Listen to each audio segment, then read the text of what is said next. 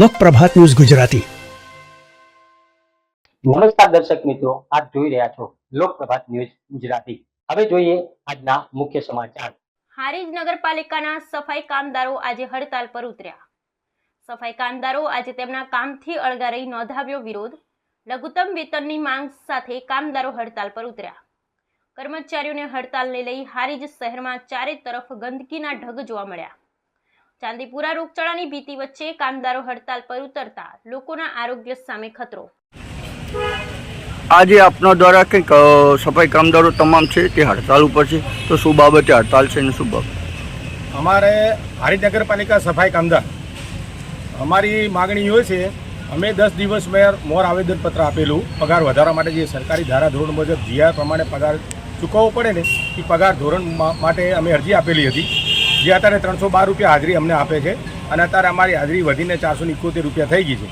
કમસે કમ 2023થી અમે આ અરજીઓ આપીએ છીએ, પણ આજ દિન સુધી અમારી કોઈ વાત સાંભળવામાં આવી નથી। એટલે 10 દિવસ મોર અમે આવેદનપત્ર આપ્યું હતું અને આજે 10 દિવસ પૂરા થયા એટલે અમે કામ હડતાલ ઉપર ઉતર્યા છીએ અને આવેદનપત્રની અંદર લખેલું છે કે અમે ગાંધીજી માર્ગે જઈશું।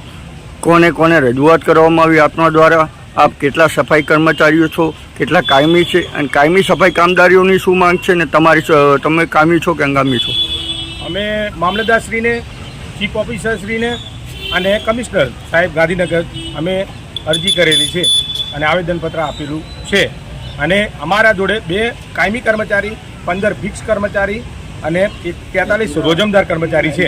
અમે 43 રોજમદાર કર્મચારીનો પગાર 312 રૂપિયા હાજરી બોલે છે, જ્યારે 15 કર્મચારી છે ફિક્સવાળા તેમનો 16,224 પગાર છે। એનો હાલ સરકારી ધારાધોરણ મુજબ 2100 રૂપિયા થાય છે અને રોજમદાર કર્મચારીનો પગાર 471 રૂપિયા થાય છે।